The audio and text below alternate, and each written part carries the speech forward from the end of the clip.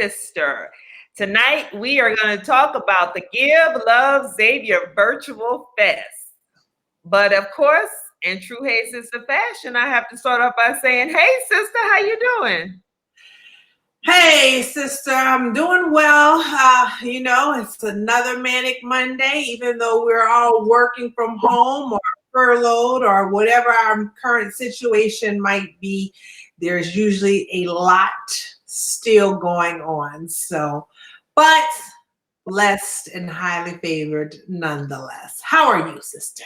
I am doing good. This day has gone by super duper quickly for me because I got up early this morning and I got on social media, started posting. You know why? Because tomorrow is Give.Love.Xavier. And so you know what it's like being an alumni chapter president, right? I do. And waiting on emails and posts and pictures from people, right? But nonetheless, we got that going today, and we're super excited because that's what brings us to this special episode today of Hey Sister. We are the preamble to all things the Give.Love.Xavier Day has to offer. And we're very excited tonight, to be joined by two current Xavier students. Actually, we're going to have 4 women on tonight who all happen to be women of the first, foremost, and finest sorority there is, Alpha Kappa Sorority Incorporated.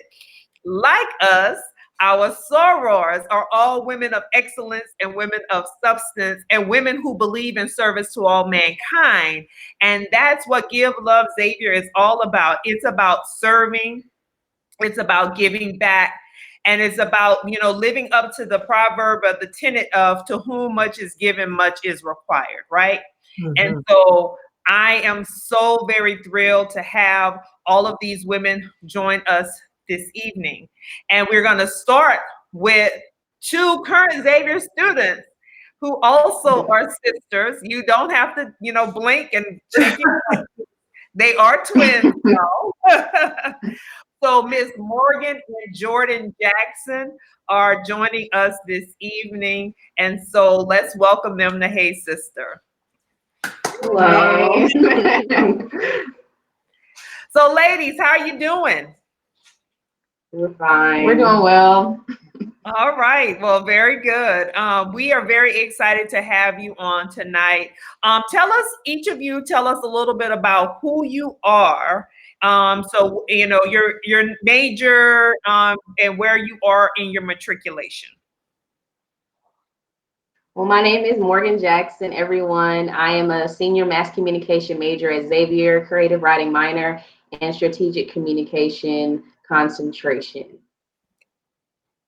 Hi, my name is Jordyn Jackson. I'm a senior accounting major at the illustrious Xavier University of Louisiana.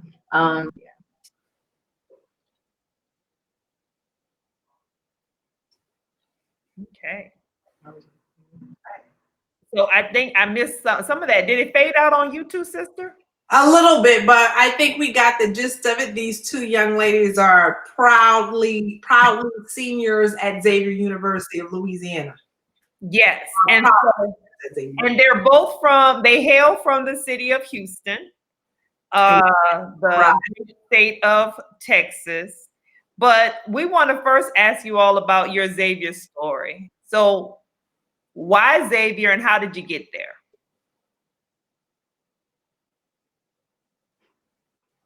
So for me, well, first off, we both went to an early college high school, and so we received our associate's degree, which means like right when we came into Xavier, we were juniors. So for me personally, that was kind of like, hard for me because going into college as a junior, you have to know exactly what you want to do, your exact major, so you can get out on time. You won't have that, luxury of coming in as a freshman and not knowing what major you want to be, but, you can kind of play around with it. But we kind of had to go right into what we wanted to do. For me, I was always drawn to storytelling, but I didn't know what I wanted to major in.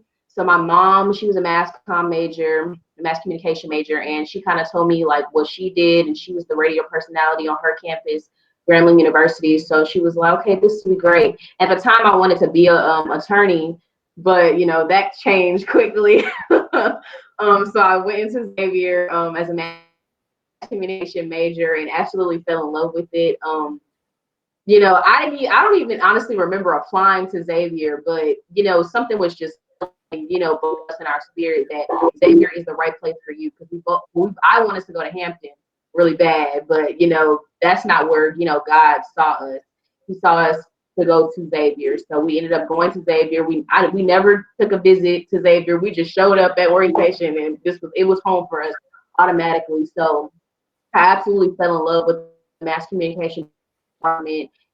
And you know, they kind of just took me in as a family, and it's like really close knit. And so, you know, that's how, you know, I kind of came to Xavier. What about you, sister?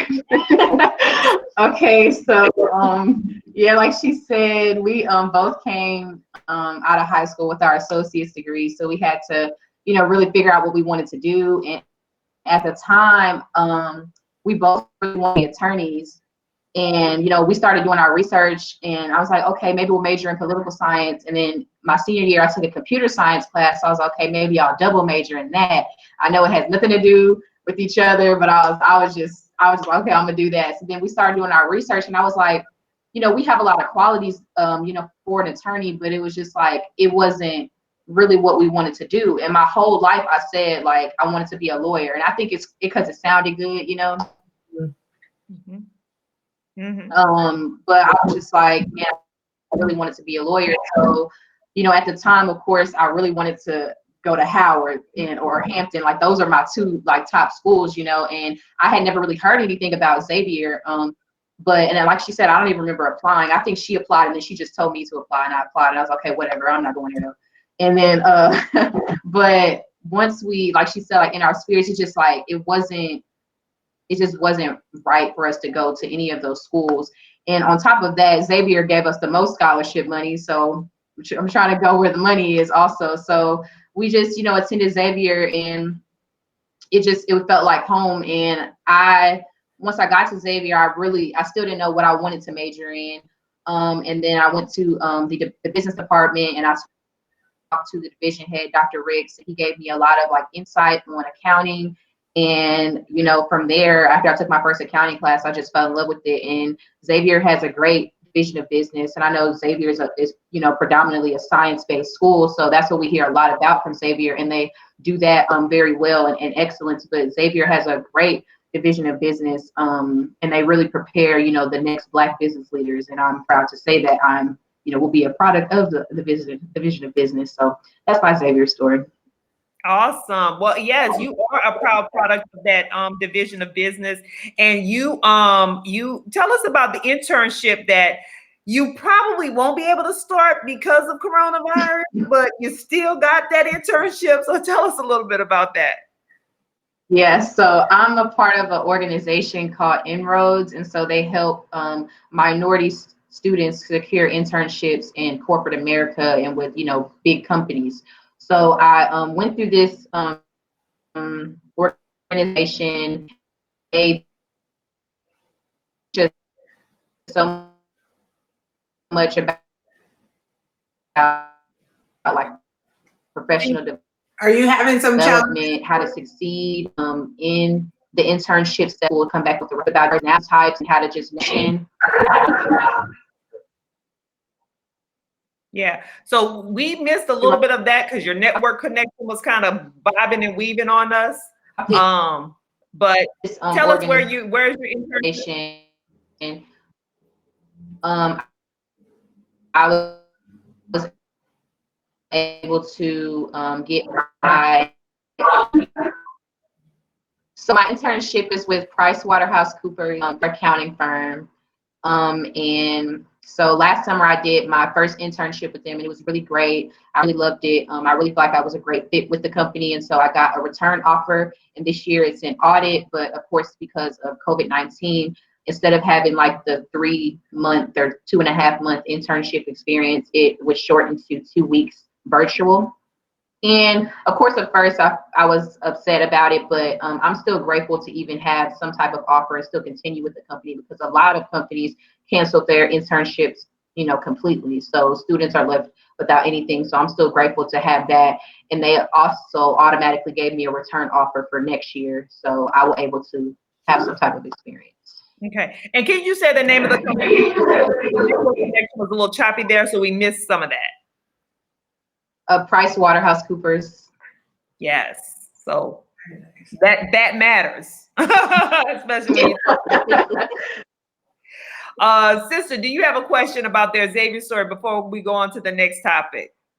Well, I just wanted to make a comment. First, I wanted to welcome Lacrecia Jones on. She said hello, and she just officially announced that she will be attending Xavier University of Louisiana. So just wanted to shout her out really quickly. And then just say, I'm so impressed to hear your story, because so many students do go to Xavier and know about Xavier because it's a preparation for students going into medical school, but fewer folks know about mass comm and business. So happy to hear from two young ladies who are doing excellently in other areas outside of the sciences. Yeah, absolutely. Well, you were in the middle of your year and remix. You had everything has gone to virtual learning. Leaving campus, going back home. Tell us about that experience and transitioning to the virtual learning experience, and how things have been for you adjusting in this new environment. Yeah, so it's definitely been a really big adjustment. I just know, like, from school, I have like a specific schedule. Like, you wake up at a certain time to go to class, I get my workout in, I get my other duties in, and it's just like a structure. And I guess when you're at school in the environment, you're more productive.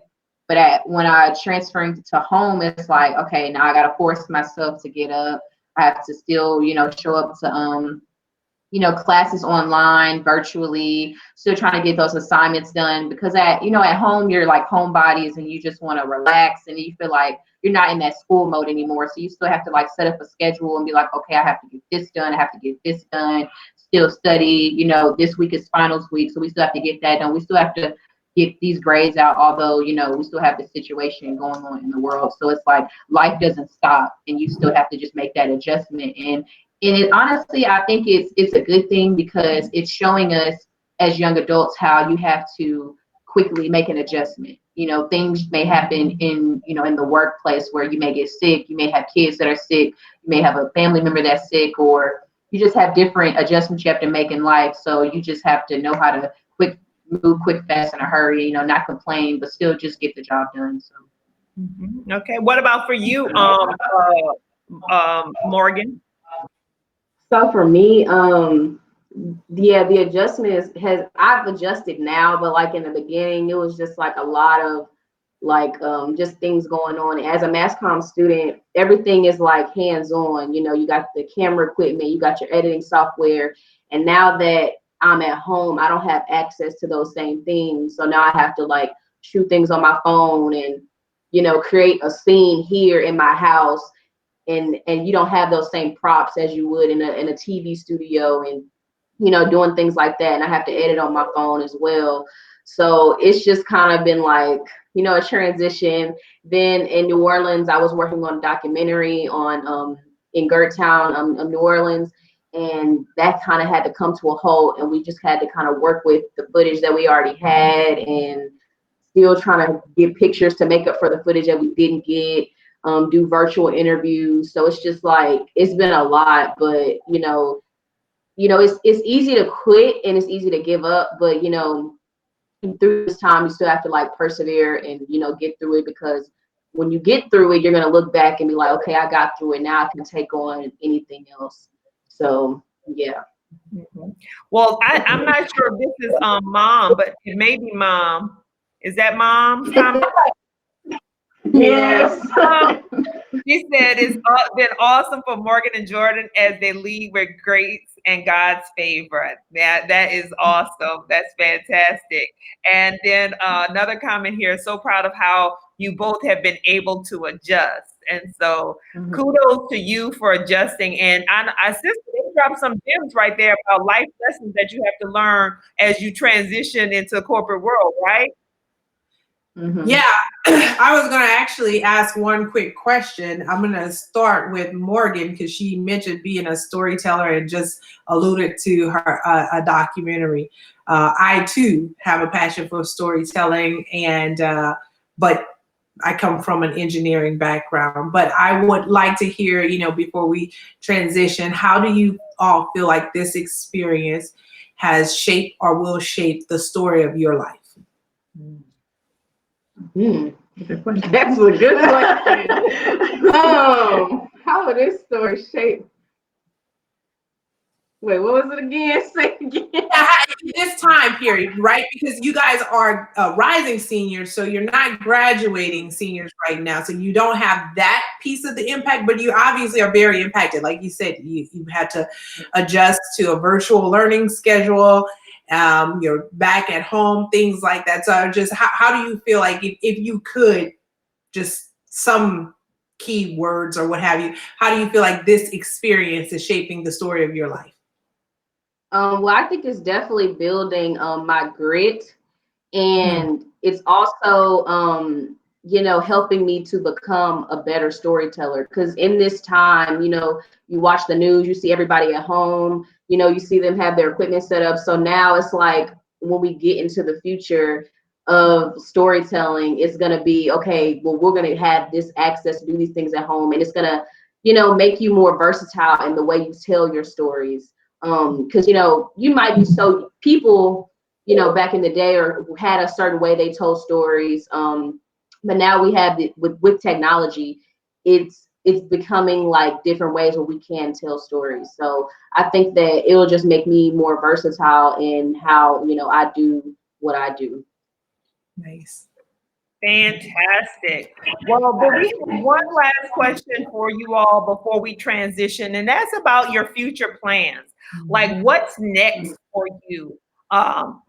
Obviously, there's still uncertainty about when you will be returning to campus, what that might look like, what the remaining of this calendar year might look like for you. But what are your future plans? And if you had your crystal ball, what do you want your future to look like? And how is Xavier preparing you for it? Okay. For me, my future looks like studying for the GMAT or the GRE to get into graduate school. As of right now, I'm still trying to create my list of like 10 to probably think it's like I have 11 schools on my list now to apply to so that I can get my master's in accounting and then go on to take study for the CPA exam to get my certified public accounting license. And then, you know, start working full time at PricewaterhouseCoopers and just getting all of my, you know, learning experience. And I feel like Xavier's division of business, like the teachers, they're very, you know, they're very helpful. They're always there. They're hard on you, but in the end, it's better. It's for the betterment of you. So I would say that, you know, the division of business in general, they're very supportive. It's very a family. They're definitely preparing you for the future to be the best. So for me, Okay, fantastic. For me, as a mass communication major, I think networking is really important for me. So I've been applying to conferences. I got accepted into the Digital Media Institute at Florida A&M, which was supposed to be this May, but they postponed it, so I don't know when. And then I've also got accepted into the Sales and Marketing Conference, which is not really my scene, but again, being versatile and just learning new things because you never know what can happen. Also preparing for the GRE as well for grad school. And I plan to go to the University of Missouri for their strategic communications program after I graduate. So those are my plans. Strategic communication. Sounds like somebody turn up to be the next Olivia Pope.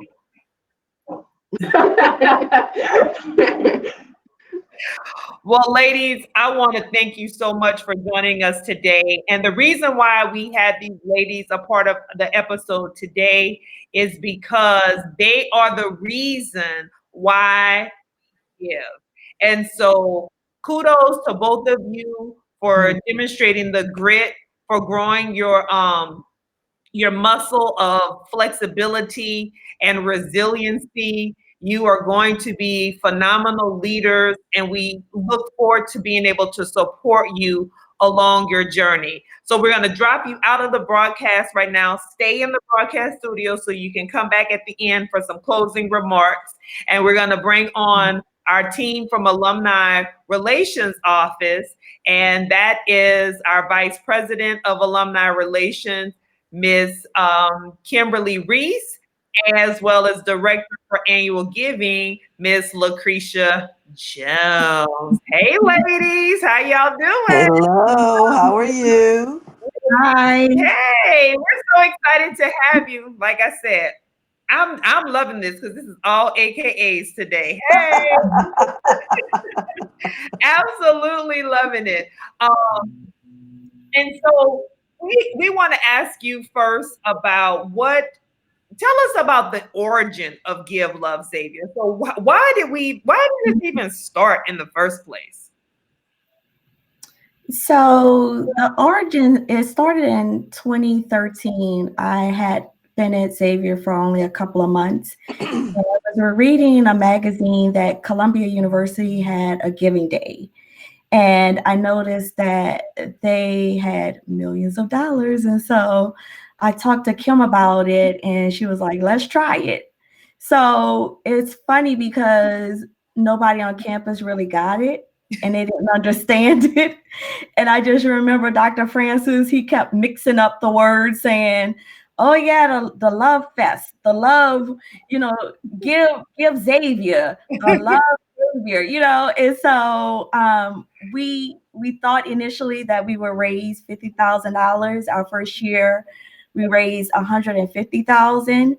So we knew that we were on to something at that point. And so each year we added more and more things to make it interesting, such as the Greek competition. Then it was class competition. And then within the last 2 years, we added students and faculty staff into that component as well. Yeah, and I think the key also about Give.Love.Xavier Day is that Lacrecia and I had been trying to just figure out how do we increase the alumni giving percentage. So that has kind of been one of those nagging challenges for me, right? And I mean, it's not just for me. I think it's for all colleges, particularly HBCUs. And so we really wanted to try to figure out how to get people to rally around those things that, make you feel good about your institution, but it doesn't have to be a lot of money. We kind of wanted to go the Barack Obama route, where a lot of small donations equal major money. And I think we've certainly been able to do that. So it's also, I think, as Lacrecia said, certainly the success at Columbia is what, kind of drove her to say, can we do this? But also our need to increase the alumni participation in terms of donors as well. Mm-hmm. Okay, very good.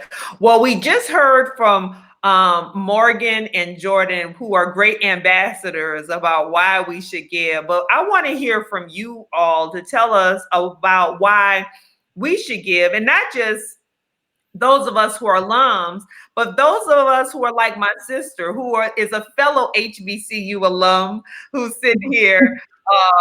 Why should I get Christina to give, right? And I have given to Give.Love.Xavier. I know. I'm sure you have. I know if your sister is a captain, without a doubt, I know that you have given. So let a few things. I think I've said this with both of you all before. I think that all African Americans, particularly, but everyone should pick an HBCU. And I think we should all try to support them. So, tomorrow is Xavier's Day, but, my dad went to Tennessee State. So, when Tennessee State comes around, we're going to support Big Blue. So, I think I give Lacrecia a hard time. She's a Gramblinite. Grand fam. Yeah, okay, well, look, Graham fam, so, but when Grambling and Southern come around and it's time, we support them. And I know, Christina, you're a Southernite, right? So I think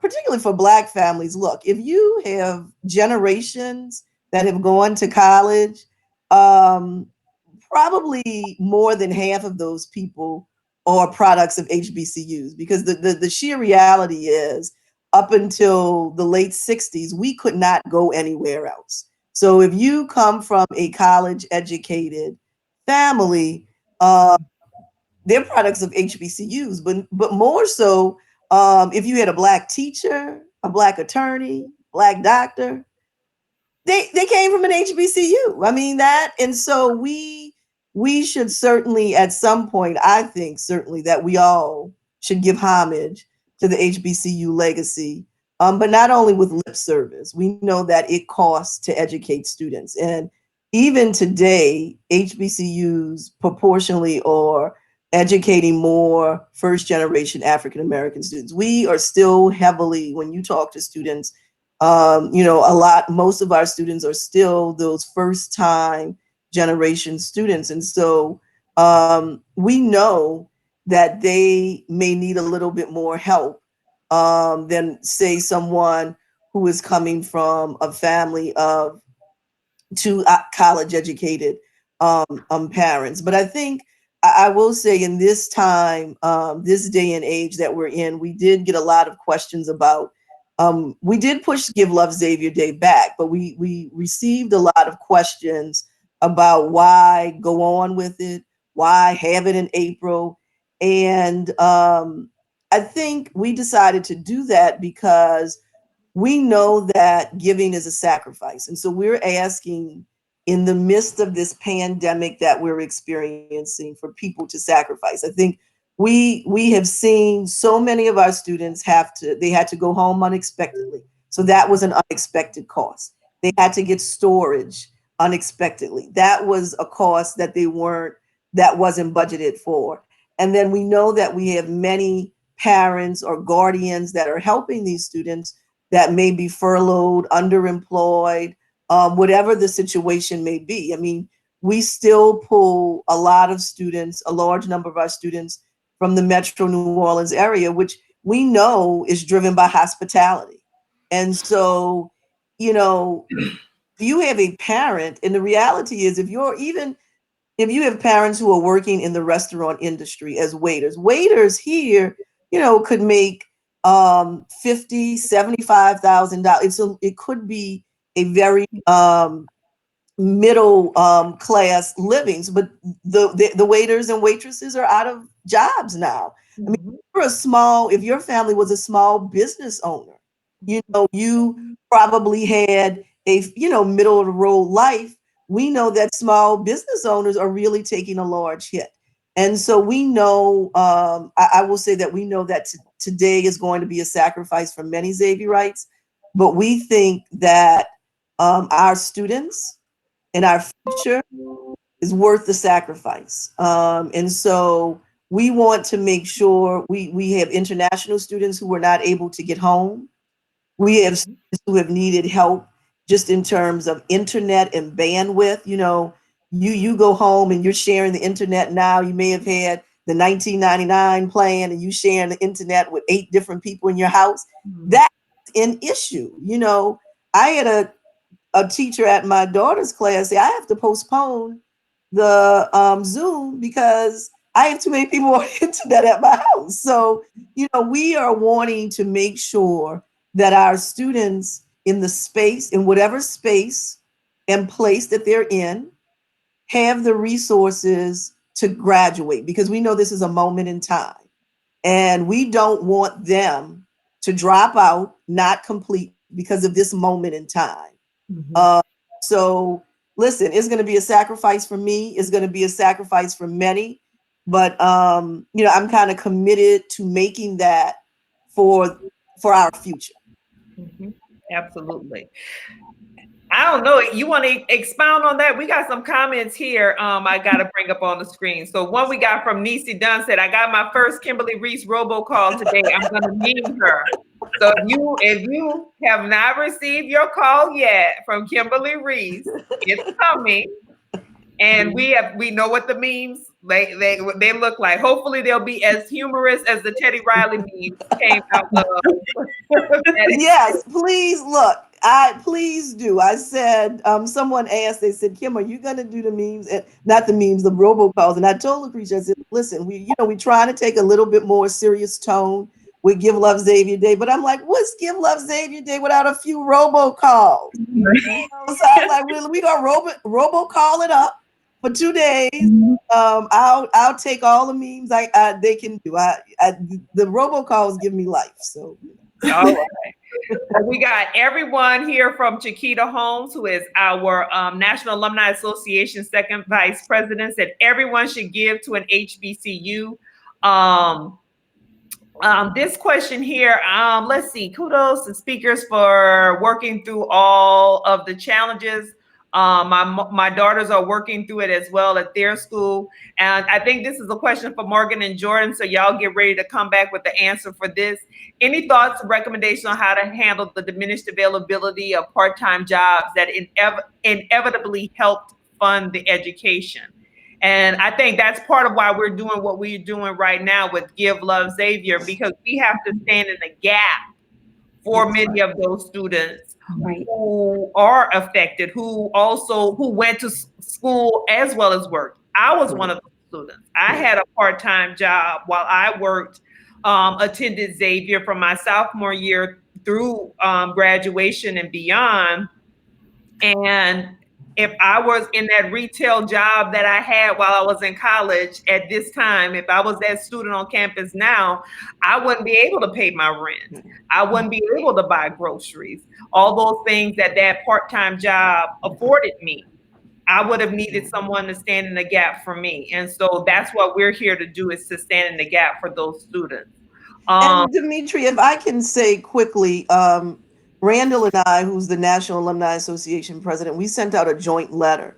And so I want people to know, of course, tomorrow is about financial support, but we also said to Xavierites and friends, if you know of job opportunities, internships, shadowing opportunities, to get in touch with our career services director, Tracy Jackson, so that we can connect these students directly to job opportunities. Because if you're still employed, or whatever the situation, you may need a tutor for your child. And so, somebody to help you with these online classes.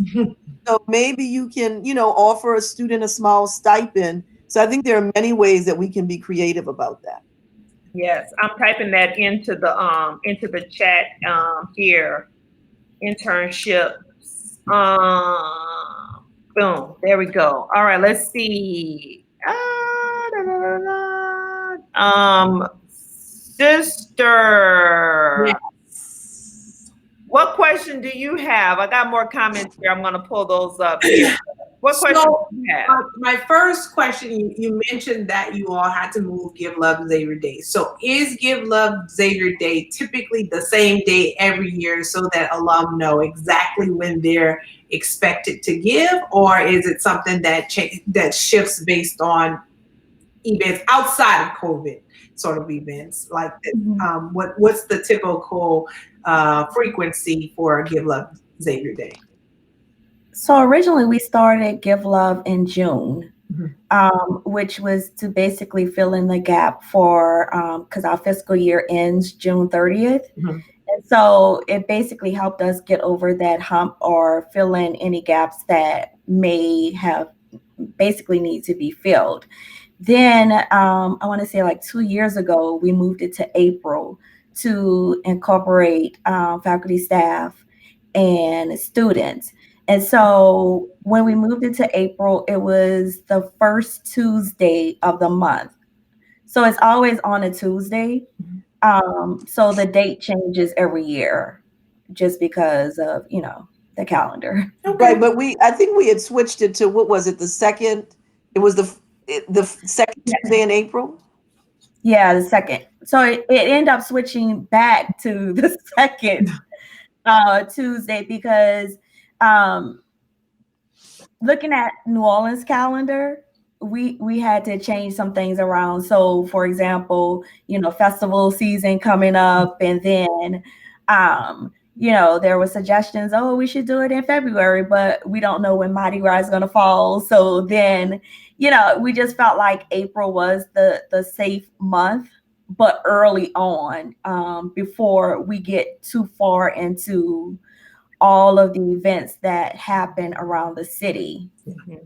Yeah. And I also wanted to piggyback off of what Kimberly said about all of us have some touch point into an HBCU. And I would venture to say, as we are all women of Alpha Kappa Alpha sorority, if you are a member of 6 of the Divine 9 organizations, you at very least have that foundational relationship with an HBCU, with the founding of whatever your organization is. So I would like to just suggest, again, as people think about adopting an HBCU, even if you didn't graduate from one, That's right. That's another touch point, if you will. But Kimberly, for this specific year, is there a separate COVID-19 fund for students, or is that integrated into, like, when you select where areas that you want to give in Give.Love.Xavier, are there different buckets that you can elect for your donation? How does the actual giving work?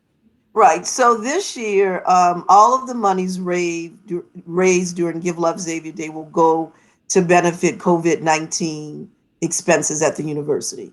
So, as I kind of said earlier, those expenses really run the gamut. I mean, they in terms of early on, it went to helping to transport students. Like, we had some students who needed help buying a ticket, or a plane ticket, or bus ticket, whatever, that just providing transportation.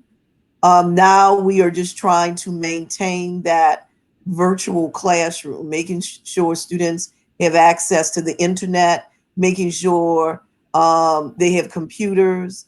One of the big things, I think that perhaps, I know I certainly did not expect this, is issues around food security.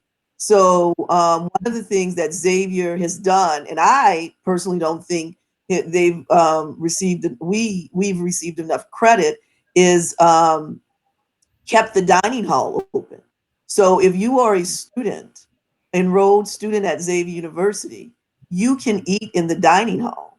And so what Vice President Wright from Student Services learned early is that we had a number of that more commuter students were utilizing those sources. And so, particularly here in the city of New Orleans, the school system has done an awesome job of making sure that our K through 12 kids are fed. There's a number of programs for the senior citizens, but the young adults have really been left out. And we know, as we're saying, we know a lot of them worked in retail, they have these part-time jobs, whatever the case may be. And so eating is essential. And so, just being able to have that dining hall open so that they could at least get one hot meal a day, I think has been key. Vincent's vote, which I think I saw Angel Burdette is on the line. Mm-hmm. I know she's been very active with that recently. A week or so ago, we were handing out food bags and personal care items from Vincent's Vault to people in the Xavier community who needed those things. And so that again is a lot of students. Just to put things in context, we have over 6,000 Xavier alumni in Greater New Orleans.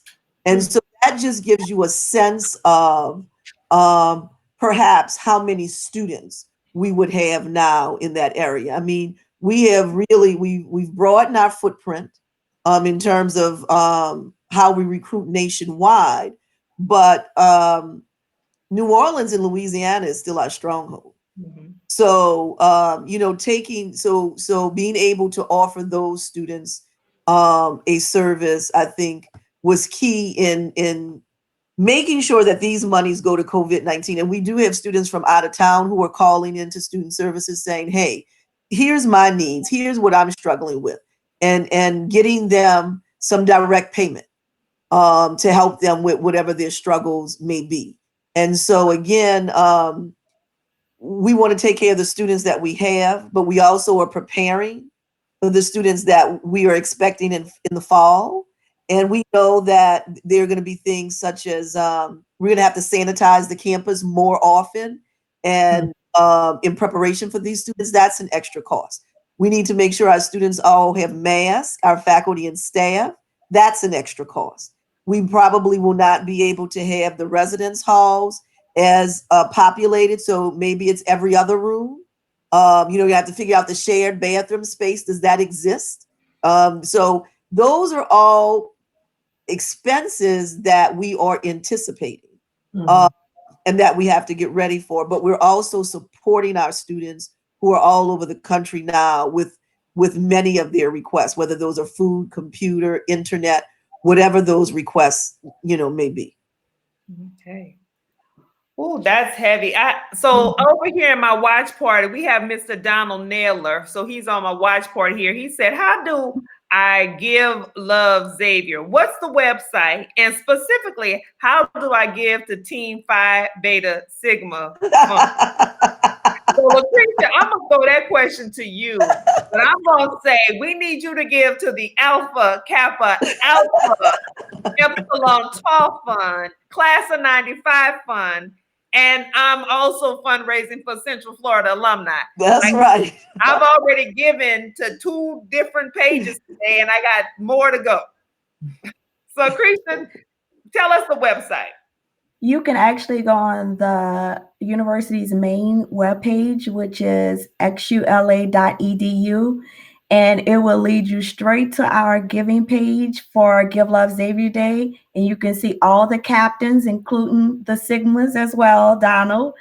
And you can pick any person on there. You can, give. You give $20 to AKAs, you can give $20 to the Sigmas, you can give $20 to your class. The Kim and Omari Buckner, who are team captains, my children. They raised $3,000 last year. They're the cutest captains ever. So and I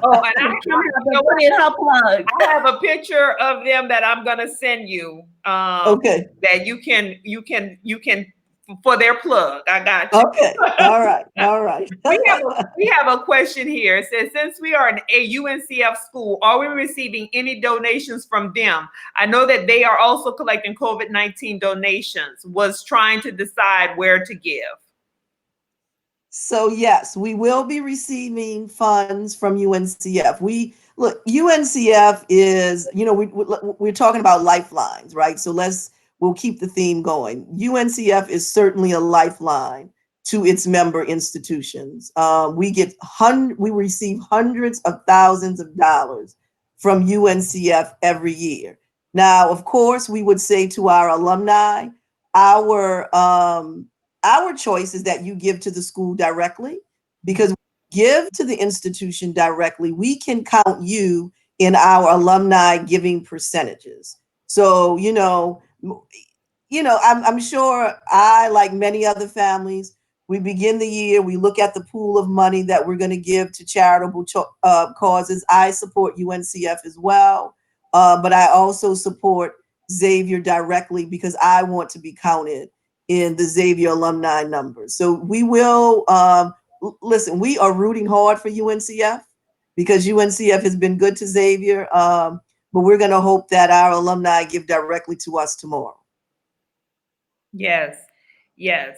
So we had some more comments here. There's some comments laughing at Donald. But since they were on our show last night, the Black Coffee Company, their fundraising page is active. They're letting you know for their community.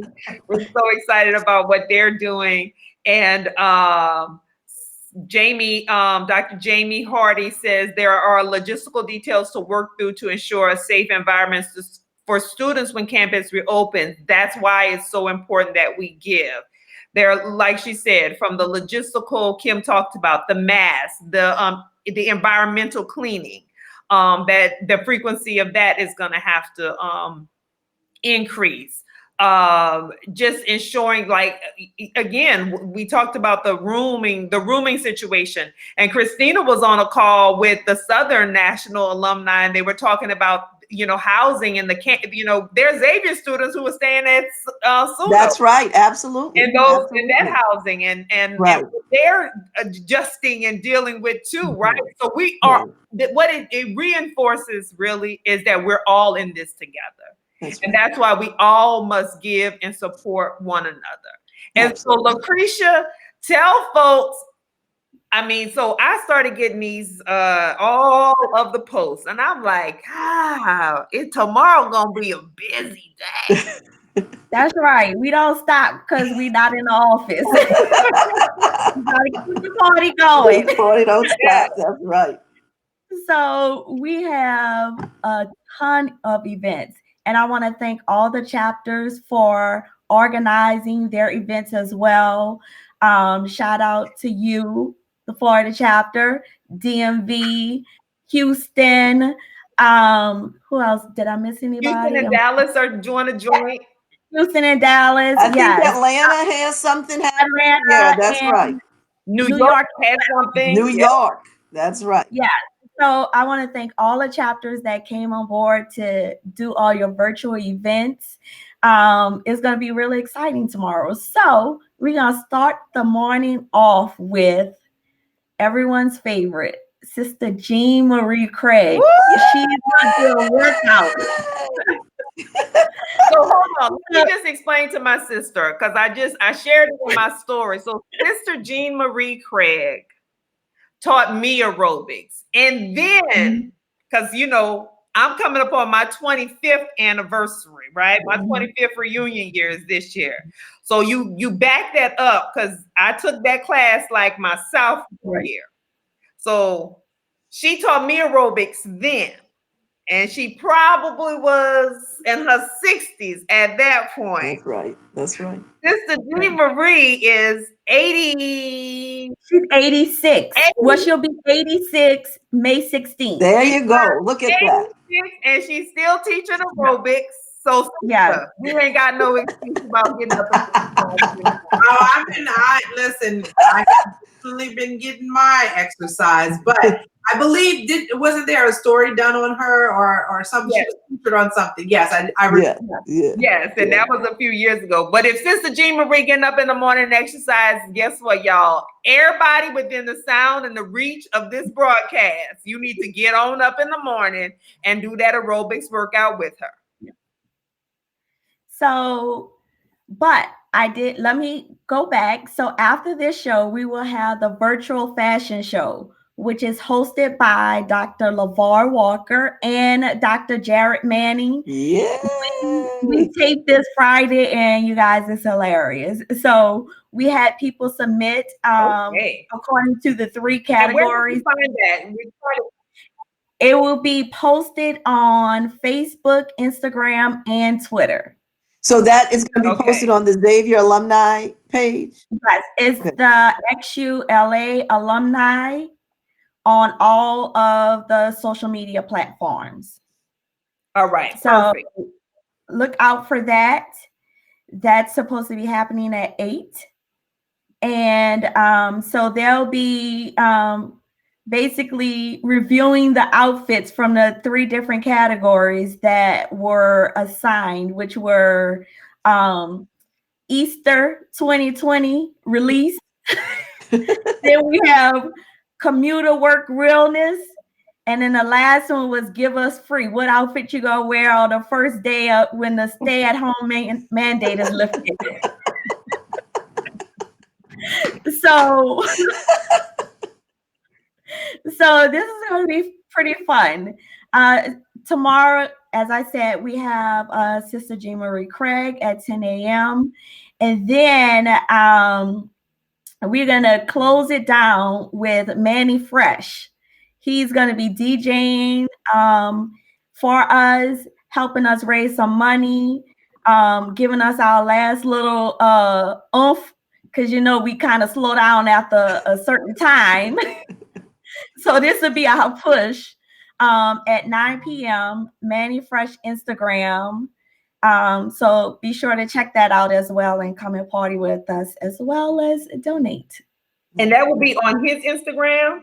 Yes, ma'am. All right. So, all right. And it's on his Instagram, but it's all, look, everybody can join, but this party is all about Xavier. So it's all about Xavier tomorrow. I am so looking forward to all of those. Now, I had another question over here, and it says, can you explain how these giving campaigns are viewed by other external funding sources? So those foundations, those large foundations and organizations like that, how do they view these giving campaigns?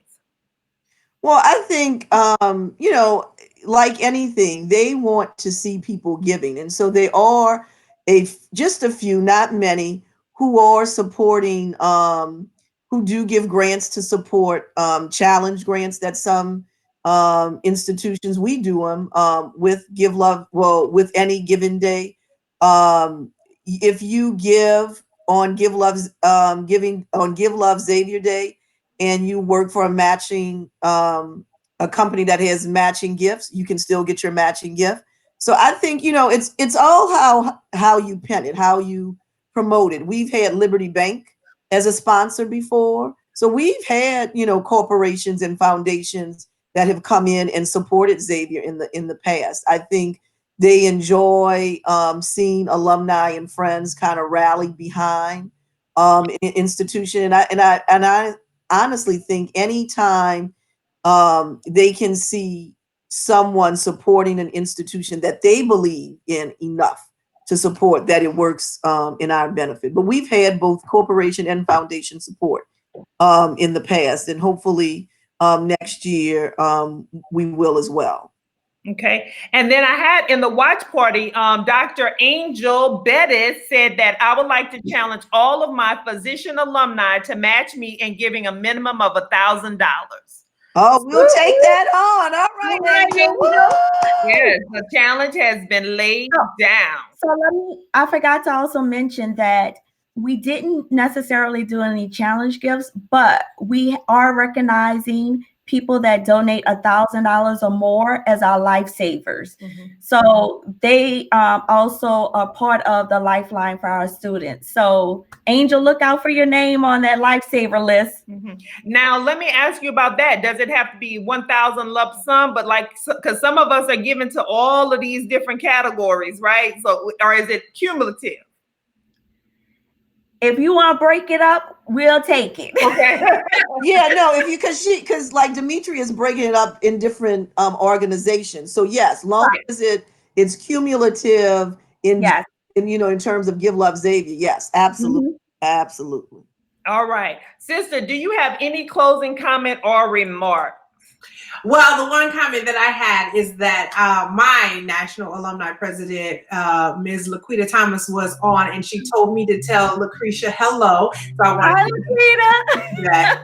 She actually had a work call that she had to jump on, but I just wanted to say thank you all for doing this. One of the things that warms my heart particularly is just seeing folks who are passionate about their university, and this is something that I really do try to instill in as many young Black students as I can. No, our institutions are inclusive. Anyone and everyone is welcome to attend.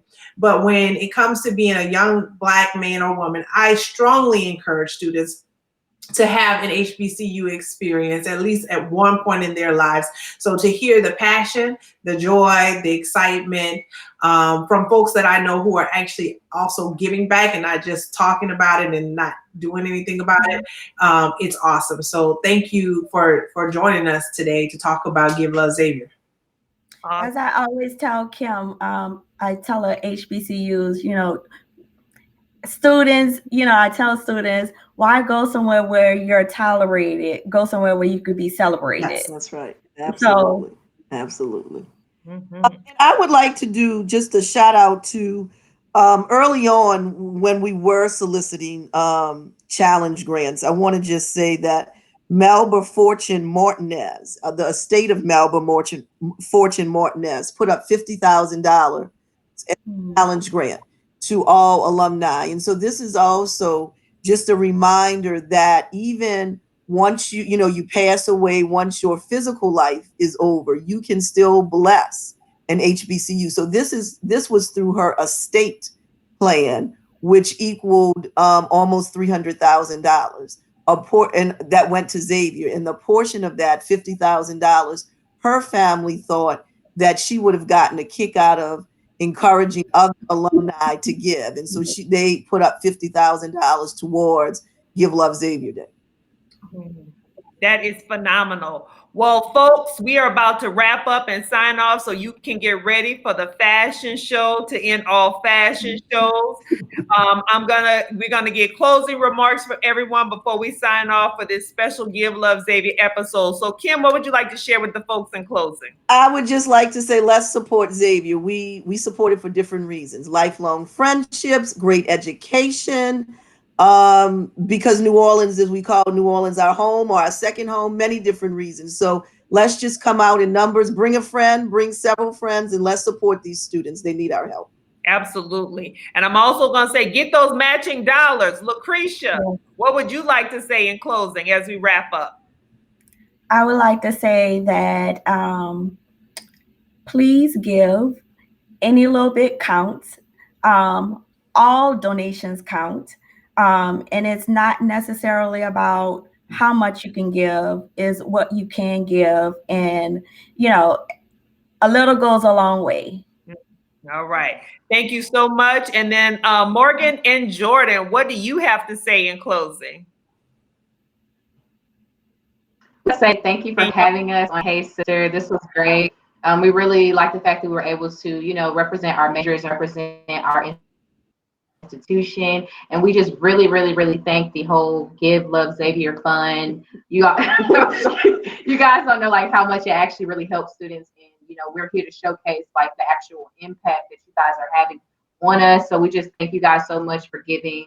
Definitely give. It is so important because it impacts students like me. And I just want to, reiterate the point that I forgot who said it, but how go to an institution where you're not tolerated but celebrated, because you're going to have, a lifelong career of being the minority. So it's so important to just get that experience time in your life. Absolutely. Thank you, guys. Thank you. All right. Well, sister, what do you have to say about this special edition of Hey Sister? I know this is not normally what we do, but as long as you can see my SU alumni on my shirt, on this side. I look forward to us doing this for Southern University as well. No, this is great. I love, like I said, the passion and the excitement. And girl, let me look at my little checkbook and see what I can give to Love Xavier. Absolutely. And so what we need you all to do, if you tuned into this broadcast tonight about Give.Love.Xavier, we want you to like this broadcast that you saw. We want you to share it with somebody so that they know that we need them to give love to Xavier University, and not just Xavier University. If you're not an alum of an HBCU, as Kim said, pick an HBCU. Mhm. We need your support. And now more than ever, in light of this pandemic, our universities will be adversely impacted. Just like the disease is having a greater impact on the African American community, you can bet that our universities will be gravely impacted. So share this message so that folks can go and give some love. And with that, we are signing off. Ladies, y'all stay in this stream for a second. Good night, everybody. Bye.